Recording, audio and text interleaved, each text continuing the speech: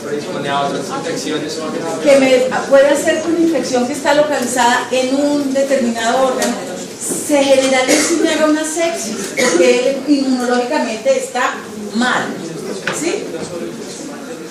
O puede hacer, aunque la infección bacteriana es mínima, podría llegar a ser un problema, ¿sí?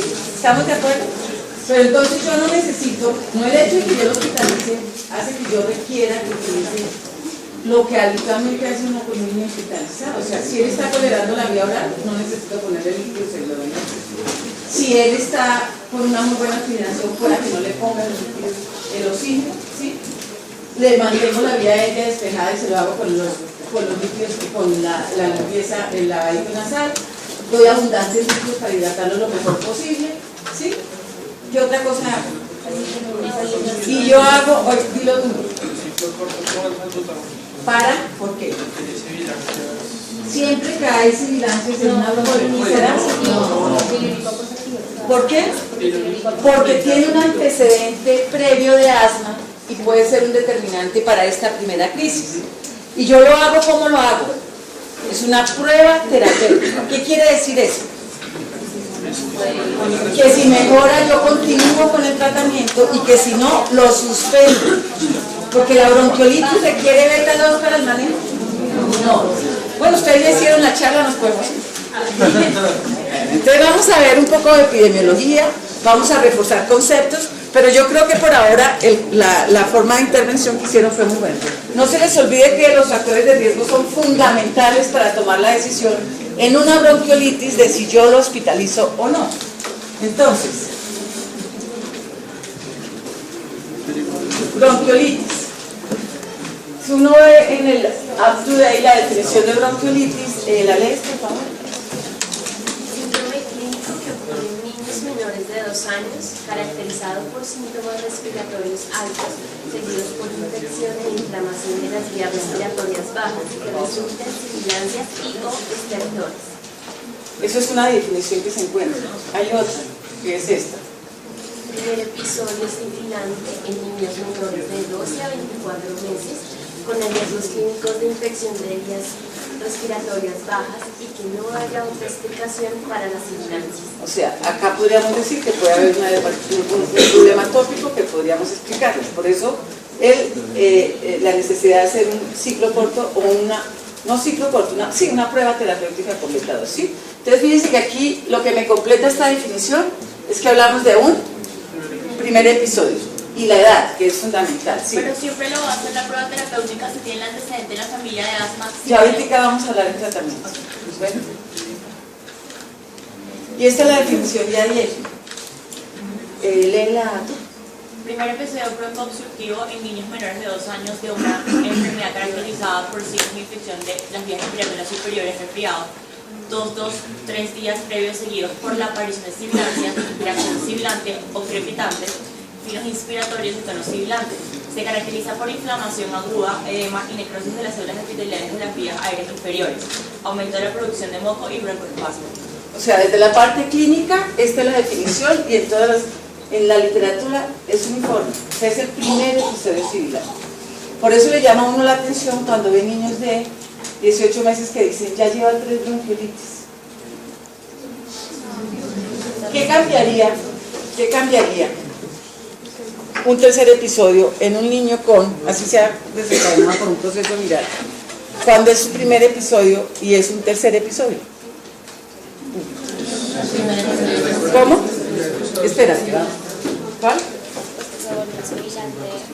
Y entonces, pues digamos que uno podría pensar en otras cosas y no sé, pues por ejemplo podría hacerle, no me acuerdo el índice que se hace para asma,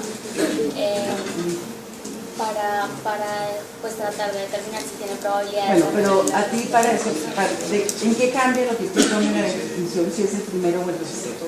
Pues porque ya el tercero sí se podría beneficiar de un manejo con un broncodilatador a diferencia del ¿Y primero. por qué más? Pues esteroides. Y con un corticoide, ¿de acuerdo? O sea, definitivamente la definición puede contribuir para la toma de decisiones en el momento de hacer el tratamiento.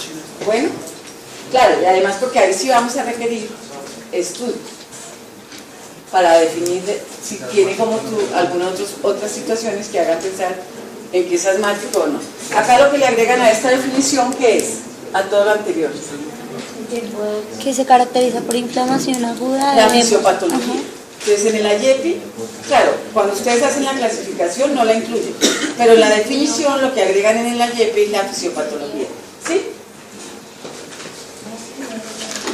Bueno, y esta es la definición de la guía práctica del Ministerio de Salud para Colombia. Y léela allá. Sí. Guía práctica clínica Allá. de 2 años de edad con un primer episodio similar que procedido de cuadro que pasa hace 2 o 3 días, no tiene encaje subcostal, no tiene respiración rápida, sin apnea, saturación de oxígeno al aire ambiente adecuado para su edad y altura sobre el nivel del mar. Mayor de 3 meses de edad sin antecedentes de prematuridad. ¿Tú qué le ves a esta definición? Se los quita. O sea, lo hace, lo que le dice acá es, la bronquiolitis pura debería ser esto.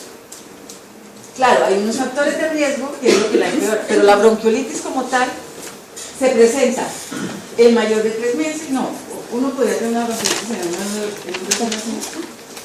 sí, yo puedo tener en un neonato, puedo tener una bronquiolitis, pero habitualmente la presentación se da así. Lo que nos quiere decir es que si uno, del 100% de los pacientes que nos llegan con bronquiolitis, el 98% van a ser con esta presentación, sin dificultad respiratoria, en niños mayores de 3 meses, con las sibilancias, ¿sí? Sin ningún otro factor de riesgo, no van a ser prematuros, o sea, lo habitual debería ser así, y eso es una definición de una bronquiolitis sin complicaciones. La bronquiolitis pura, sin complicaciones, porque si no ya hablaríamos de bronquiolitis grave. Esta es la definición de bronquiolitis. Si yo le pongo otras cosas, entonces pasa a ser bronquiolitis grave. Para bronquiolitis con manejo ambulatorio, que es la que la guía propone, es esta la definición. Lo que se salga de ahí ya tiene otra implicación. Bueno, entonces ya les dije de dónde sacamos hoy la bibliografía de la AYEPI, de las guías prácticas del Ministerio de Salud y de Protección Social, y después les digo las otras. Entonces, ¿qué es lo que habitualmente vemos con la bronquiolitis? Que de las infecciones respiratorias agudas bajas es la más frecuente. Que en los niños menores de 1 año por lo menos se presenta en el 11.4 de 100 niños menores de 1 año se les presenta la bronquiolitis, y para los niños mayores de 2 años solo 6 de 100. O sea, para los mayores de 1 año ya la incidencia baja. Que es más frecuente en niños que en niñas, y ahí está la proporción. Que en los niños menores de 6 meses tiene mayor riesgo. ¿El riesgo del caso clínico que nosotros vimos lo determinó la edad? No. Ese niño podría ser manejado de forma ambulatoria si no tuviera el factor de riesgo de desnutrición, porque no tenía dificultad respiratoria, porque cumplía la definición, si no fuera por la edad, de lo que dijo la guía de práctica clínica. Que la tasa de mortalidad en niños hospitalizados, o sea, aquí por bronquiolitis, por virus sincitial, o sea, que es la más frecuente, es menor del 1%. O sea, uno no esperaría con una bronquiolitis bien manejada, sin factor de riesgo, que el niño muriera. Lo que determina la mortalidad son los factores de riesgo. Por eso es tan importante definirlos en el momento de la valoración de un niño, ¿sí? No es solo la dificultad respiratoria, son los factores de riesgo asociados. Y eso es lo que determina la mortalidad. Y que en Colombia más o menos se encontró que la mortalidad aproximada es del 0.7%. El 72.4% de los niños menores de 1 año que mueren en Colombia, de todas las causas, se debe a bronquiolitis. O sea, en Colombia es fundamental el manejo y la evitar que se den estos procesos, porque son las primeras causas de muerte en menores de 1 año. La infección respiratoria es la principal causa de muerte en el menor de 1 año en Colombia, que no se ve en otros países del mundo. Mayor mortalidad en prematuros, y en Estados Unidos, que son muy juiciosos para ver cuántos niños se hospitalizan, ahí nos dicen que más o menos hay 91.000 niños que se ingresan por bronquiolitis, lo que genera un costo que ahí lo describí. Eso quiere decir que es una enfermedad que de alguna forma por los cambios ambientales no es tan fácil evitar, que se suelen hospitalizar muchos, pero que la mortalidad depende básicamente de determinar el factor de riesgo. Entonces, mira, acá es una primera causa de ingreso hospitalario por problemas respiratorios en menores de un año. Ustedes ven, verifican sus hospitales, que empezó el pico, la mayoría de niños hospitalizados son por infección respiratoria y muchos de ellos por bronquiolitis, que se presenta básicamente en esos meses, que el 2 a 5% de menores de 2 meses con bronquiolitis requieren hospitalización, que el 50 al 70% presentarán episodios sibilantes recurrentes, o sea, un gran porcentaje de niños que tienen bronquiolitis, o sea, uno de cada 2 tienen procesos sibilantes recurrentes. Eso es parte del proceso que deja, la secuela que deja la bronquiolitis, y el manejo que se le debe dar se modifica de acuerdo a estas situaciones, que es un comportamiento estacional. O sea, básicamente, acá en Bogotá, nosotros tenemos que, juiciosamente, hospitales como la Fundación Cardioinfantil, que son hospitales centinela y que toman rutinariamente el virus sincitial, lo hacen no porque vayan a modificar, sino porque forman parte de un grupo de instituciones que en Bogotá, gracias a esta toma de panel viral, podemos determinar cuáles son los virus, el comportamiento viral en Bogotá. Entonces nosotros decimos que un gran porcentaje de bronquiolitis en Bogotá en esta época del año son ocasionadas por el virus sincitial. Casi el 70 al 80% de las bronquiolitis en Bogotá en esta época, porque ¿cuál es la otra época invernal en Bogotá?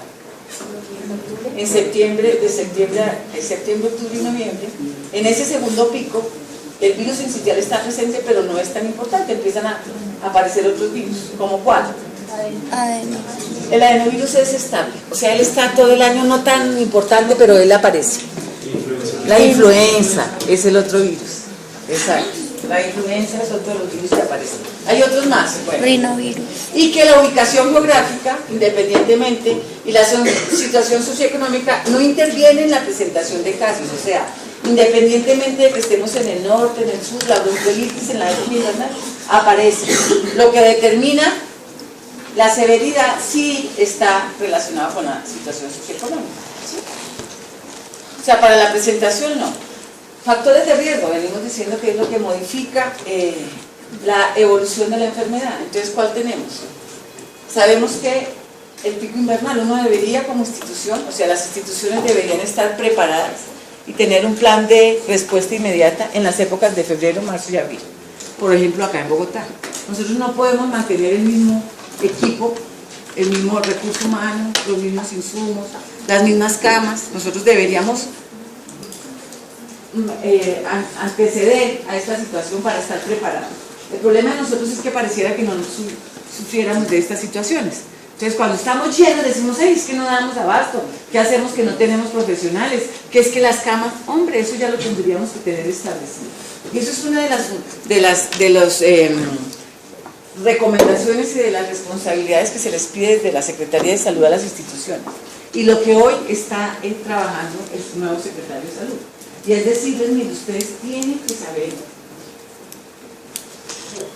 por el historial en su institución cómo se presenta el pico en esta época del año. Usted debería prepararse y contratar en esa época más pediatras, más médicos, ampliar servicios, disminuir servicios que no van a generar en esta época unas soluciones, por ejemplo, disminuir las cirugías programadas, que aunque es lo que más da y es a lo que más les cuesta a los hospitales dejar de hacer, es lo que menos en este caso nos podría dar soluciones. Entonces, cerrar servicios, no hacer tantas consultas de crecimiento y desarrollo, claro que el hospital no lo hace, los hospitales de tercer nivel no lo hacen, pero las instituciones de primer y segundo nivel les debieran decir, ustedes cierren en esta época las consultas de crecimiento y desarrollo, dejen menos cantidad, no es que no las cierren, no hagan las cosas programadas, disminuyan servicios que no son, y abran servicios para darle la posibilidad de atención a estos niños. Las guarderías, mire, cuando uno tiene un factor de riesgo, acuérdense que aquí es fundamental la prevención. Estamos diciendo que la bronquiolitis con los niños con factores de riesgo puede llegar a ser fatal, nosotros tendríamos que aprender a orientar a las familias.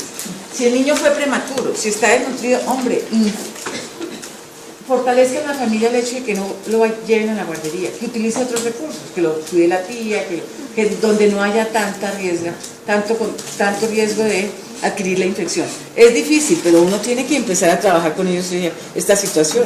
Es muy triste que niños que nacen prematuros, que logran salir de un programa canguro, con una muy buena recuperación nutricional, una vez lo vean bien, los lleven a las guarderías y una vez entren al mes de vida se les muera por una infección de estas. Cuando uno sabe que un niño que nació prematuro extremo, ojalá los primeros 3 años de vida no asista a una guardería, porque el riesgo que tienen ellos por displasias broncopulmonares, por posibles cardiopatías, por pesos no recuperados, pueden ser un factor de riesgo que complique la situación.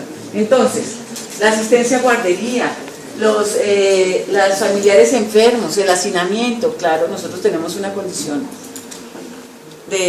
socioeconómica acá que es uno de los principales problemas y que hace que desafortunadamente pues los niños por hacinamiento, por las condiciones ambientales, presenten las complicaciones y se nos vean así. Pero bueno, habría que trabajar muchas cosas de esas. Se ve más en las zonas urbanas que en las zonas rurales. Ya les dije que los menores de 6 meses, la ausencia de lactancia materna. La lactancia materna es una medida que además de que promueve un muy buen vínculo, nosotros sabemos que es un protector fundamental para todas las infecciones respiratorias y para las diarreas, las viviendas desfavorables, los padres fumadores, el bajo peso al nacer. Y en el niño que ya tiene más de 6 meses, no es el bajo peso al nacer, por eso nosotros no tuvimos en cuenta la prematuridad, aunque no era un prematuro extremo, en el caso nuestro, sino fue el peso actual, el estado nutricional actual, ¿no? Ya no formó parte el hecho, haber sido prematuro en este niño de 7 meses del caso clínico, sino la desnutrición que tenía. La prematurez que la resalto ahí y las otras patologías que se presentan y que pueden estar asociadas con la severidad, la displasia, la enfermedad cardíaca, la fibrosis quística, las inmunodeficiencias, las alteraciones metabólicas y neurológicas. Hoy en día se dice que los niños, el síndrome de Down, yo creo que muchos de ustedes han tenido la posibilidad de tener los niños con síndrome de Down con una bronquiolitis seco, por la hipotonía, por su retraso psicomotor, porque tienen una vía aérea que le genera más problemas, la apnea obstructiva, y entonces eso hace que se complique. Entonces ahora está dentro de las criterios. Entonces, factores de riesgo para empeorar, de acuerdo a las guías. Las guías de práctica nos dicen que se sugiere el aislamiento en el menor de 2 años que tenga bronquiolitis los primeros días. O sea, si usted diagnostica, porque las mamás tratan de llevar al niño lo más pronto posible a su jardín, una vez uno les dice que se pueden ir a la casa. Uno, para disminuir el riesgo, entonces trate de aislarlo en casa, si usted toma la decisión de mandarlo, manejarlo ambulatorialmente. Y el concepto de esto, VAR, ¿sí saben qué quiere decir? Bronquiolitis de alto riesgo. Ya dijimos cuáles son los riesgos anteriores, entonces aquí lo que me quiere decir a mí es la suma de factores de riesgo. Si el niño tiene una bronquiolitis de alto riesgo, por la evaluación que hicimos, o sea, todas las, ser menor de 6 meses, la displasia, la desnutrición, todo eso, esto es un síndrome de Down, mira, el problema neurológico grave, esto usted debería manejarlo de una forma diferente y posiblemente hospitalizarlo. Usted solo, así el niño no tenga dificultad respiratoria, si presenta una bronquiolitis de alto riesgo, el manejo ojalá sea intrahospitalario, ¿sí? Entonces, manejar ese concepto para... Eso lo dicen las guías de práctica clínica.